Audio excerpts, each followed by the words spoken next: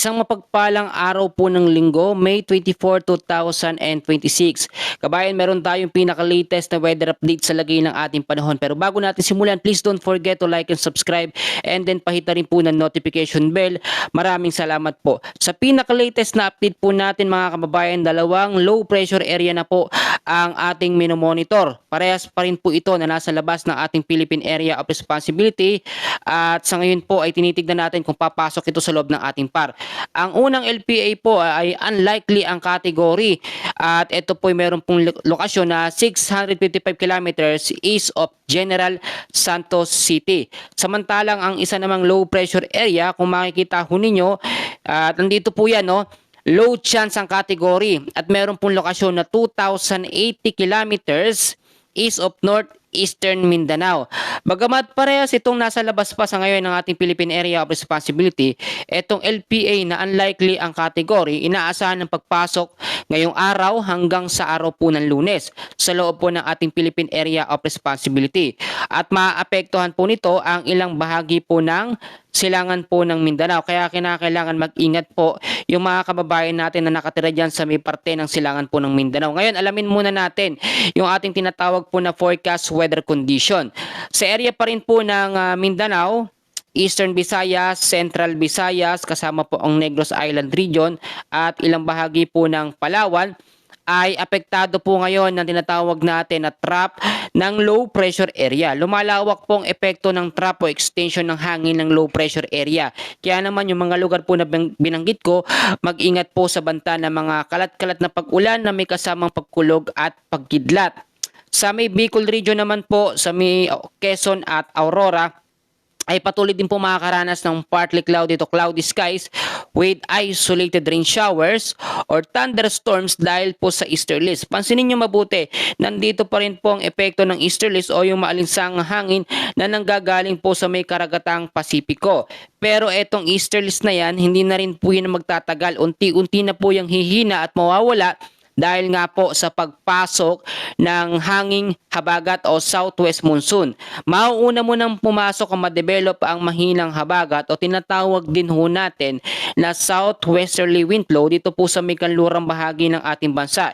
And then madedevelop yan bilang completely o buo na bilang habagat o southwest monsoon. Yun po medyo magbibigay ng mga pag-uulan sa ilang bahagi ng ating bansa, madalas sa hapon po at sa gabi.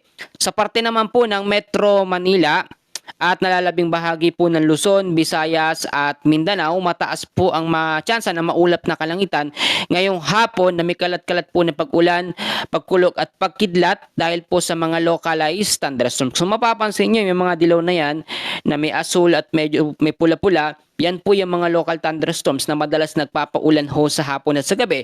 At minsan tumatagal ho yan ng 1 hanggang sa 2 oras. Lalo na po yung severe thunderstorms, umaabot po ng 2 oras po yung ulan at napakalakas po ng epekto.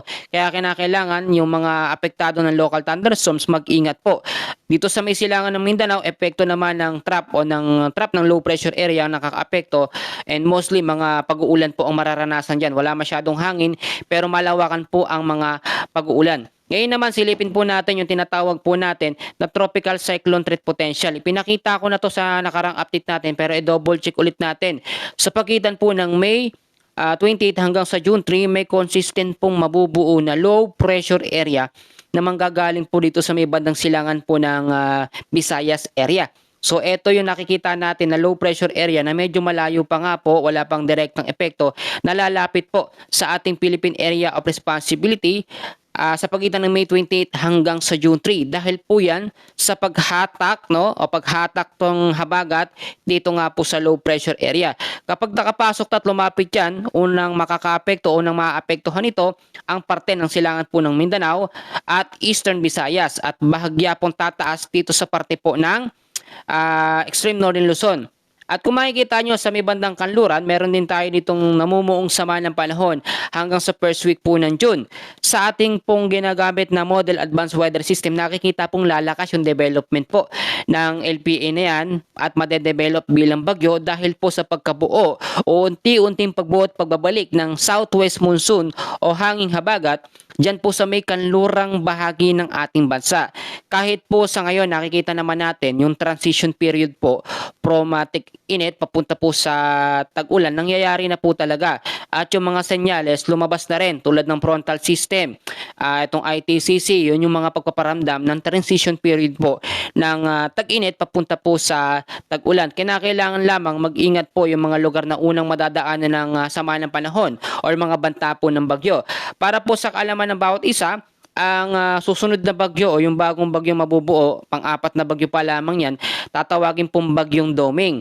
Sa ngayon, hindi pa natin makakategorize kung ito'y super typhoon ba o typhoon o mahinang bagyo lamang hanggat hindi pa lumalabas yung kanyang tinatawag na area of probability. So mostly manggagaling dito sa may bandang silangang bahagi ang area of probability kapag nabuo na po ang sama ng panahon.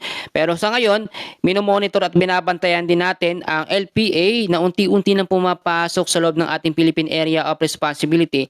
At eto sa ngayon ang nagbibigay ng mga walawakang pag-uulan sa ilang bahagi po ng silangan ng Mindanao at Eastern Visayas.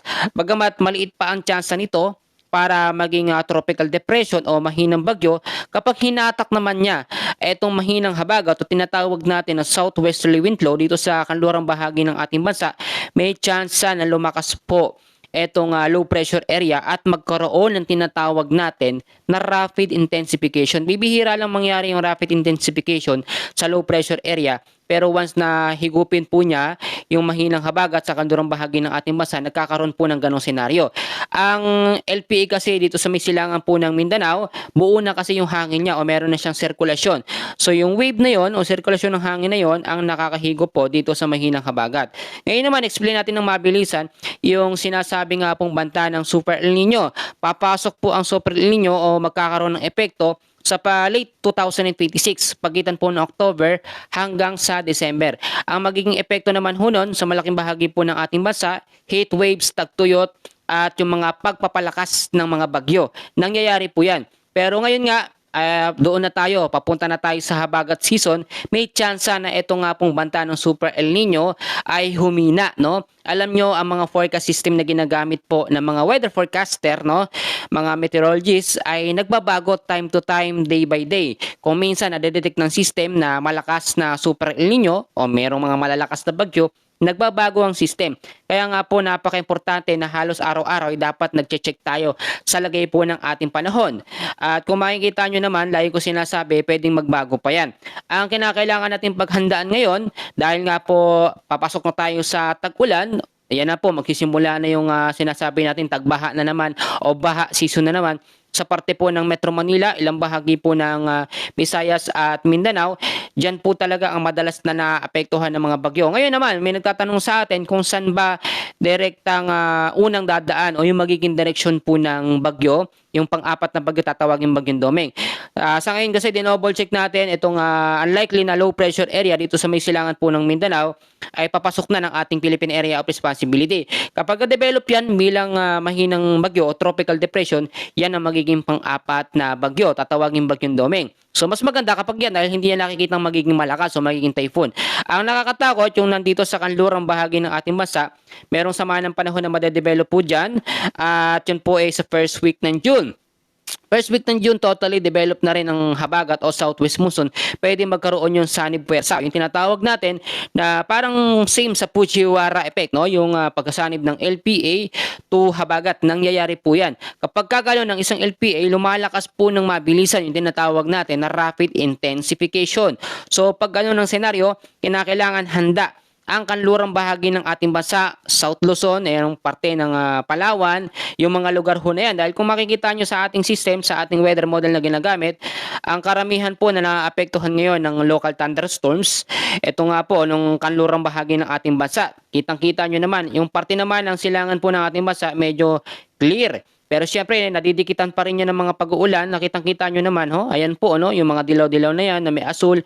Yan po ibanta ng mga local thunderstorms. Nagbabanta ng magpaulan sa malaking bahagi ho ng ating bansa. Ang kinakailangan natin ngayon maging alerto, maging handa, magdala at mag-ipon na ng panggamit po sa pang-ulan, no, tulad ng kapote, payong, jacket, no, lahat po 'yan ay kailangan po natin. Mga kabahayan natin, dapat handa na rin po sa banta ng mga pag-uulan. At syempre, alam nyo, kailangan panalangin sa Panginoon para po sa safety ng bawat isa. Kabayan, yan muna ang ating pinaka-latest na update sa lagay ng ating panahon. Maraming salamat po sa inyong patuloy na pagsuporta. God bless po sa ating lahat.